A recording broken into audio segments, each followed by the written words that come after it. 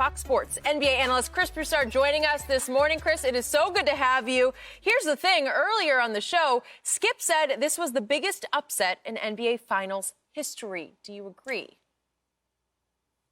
Wow. Well, first of all, let me be honest. I generally don't think of individual games in the finals, in terms of biggest upsets, because ultimately, if you don't win the series, it really doesn't matter. I will say this, if the Heat were to win this series, I do think this would be the biggest upset in finals history. But as far as individual games, I cannot give this to the Heat for a few reasons. Number one, the Lakers, this, as great as Jimmy Butler was and the rest of his players, this was more about the Lakers just laying down, just being complacent, overconfident, not executing. They shot more than half of their field goal attempts were three-pointers. I believe that's the first time in history that's ever been the case in a Lakers game. So they weren't playing their game. They got away from themselves, and that's a big part of why the Heat won, because the Lakers took them lightly. Secondly,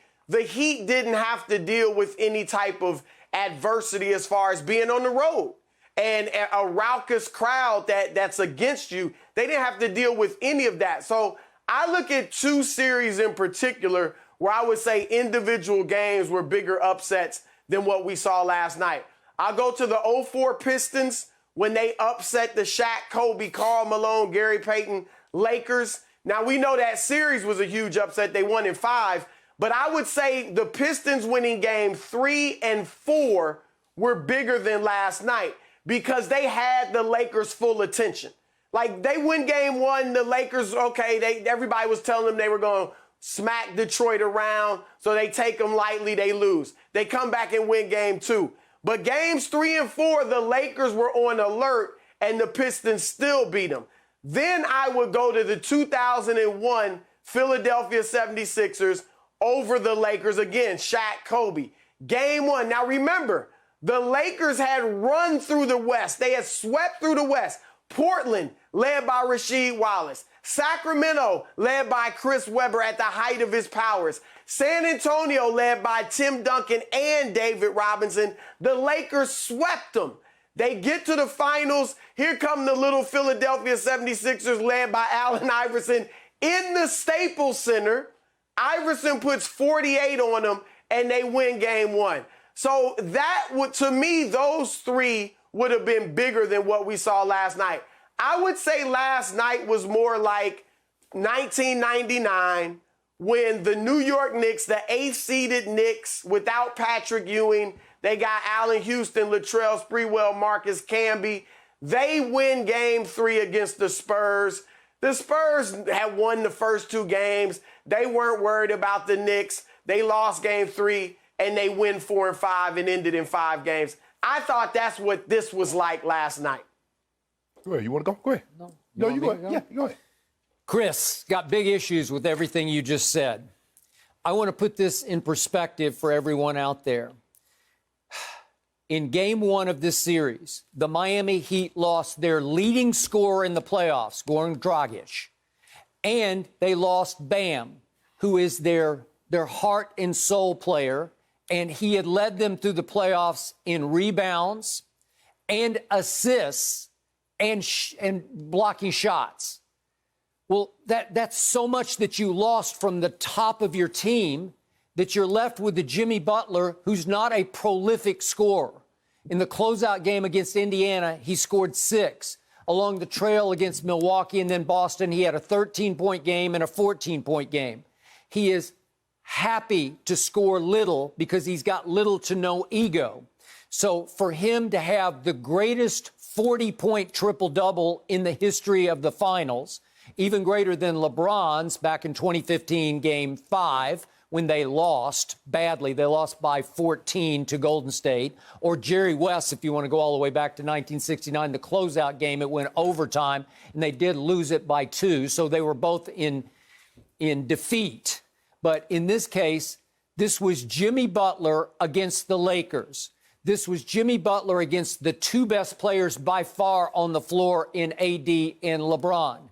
This was Jimmy Butler going head-to-head with LeBron and guarding him much of the game and outplaying him head-to-head, outwilling him, out-trash-talking him, and in the end, outlasting him. Jimmy, obviously, LeBron's at age 35, ending year 17.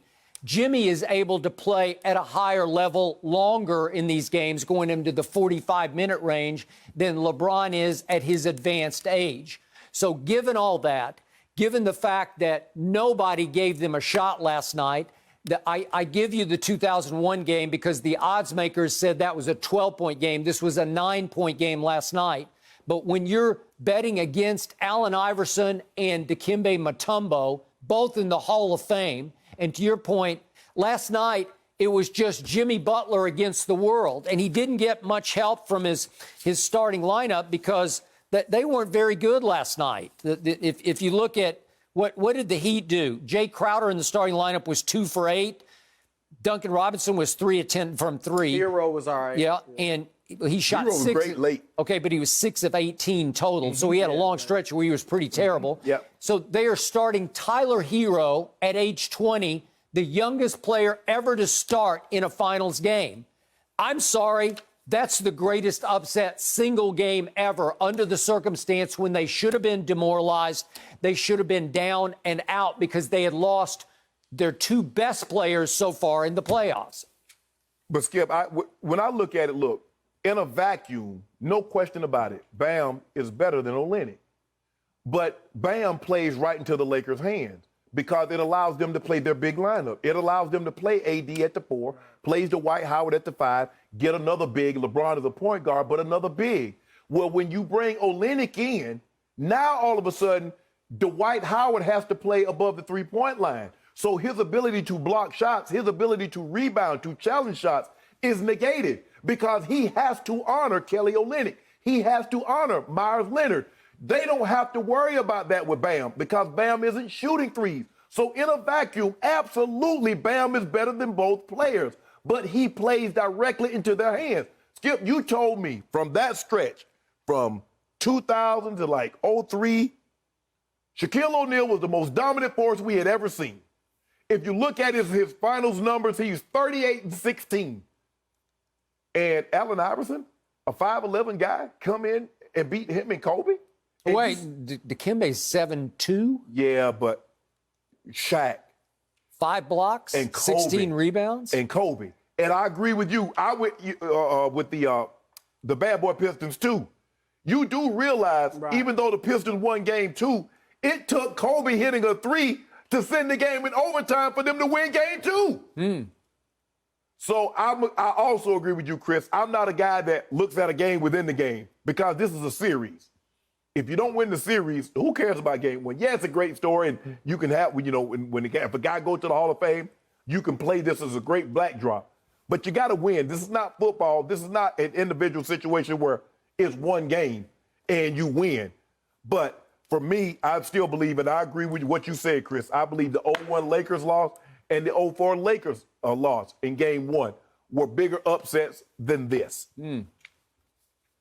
And I think... Skip, I'll give you that. Yeah, I think Jimmy Butler's performance was historic. And we've rarely seen him just be that type of playmaker, where he's handling the ball like a LeBron, like a James Harden, and he's creating for everybody. Like, he showed us some stuff that we really haven't seen a lot from him. His passing ability, he had some terrific passes. Obviously, offensively, he was hot, able to score. But I'll give you that it was from a non-superstar. Butler, at this rate, not a Hall of Famer, right? I mean, he'd have to go on a nice tear to do that. So this was a tremendous individual performance by him that can go down historically. But I think this was just more about the Lakers just not showing up. And LeBron got outside of himself and was forcing the action. That's why he had so many turnovers. AD obviously had one of those. It seems like every several playoff games, he has a clunker where he only takes like 9 shots or only gets a handful of rebounds. And I thought that's what this was more about. And even still, the Lakers almost won. Yeah, with 8:45 left, Rondo makes one up off the glass, and Lakers are up 2. And I thought, oh, LeBron's got this one. And in the fourth quarter, LeBron stunk it up. Let's not give him a pass. No, he had 4 turnovers, and he went 0 for 3 from 3. If he'd made any one of those threes, they were wide open, uncontested. They could have felt like dagger kind of shots where it'd be like, oh, no, we can't overcome that. If he'd made any one of them, especially if he'd made 2 of them, we'd be having a different conversation. So it was a shameful loss. LeBron owes his team.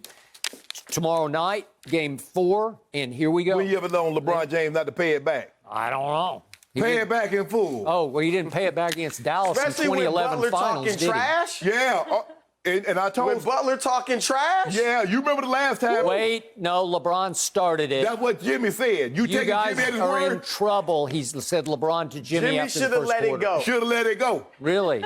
But we didn't hear should've let LeBron it say go. that. We heard Jimmy say Well, that. then LeBron let it go because he walked off the court with 10 seconds left, and Pat Riley will not love that. And he will be talking to his team about that. Well, we got to talk. Don't worry about it. We're going to talk to our team. Jimmy Butler's going to have a conversation with our team. Yeah. It's Good. not a good look. Whatever LeBron had to say about it, I didn't like it. Thank you for watching. You can subscribe here to get the latest from the show, and be sure to check out more of the best clips from Undisputed, or go watch a few other segments from our other shows on FS1.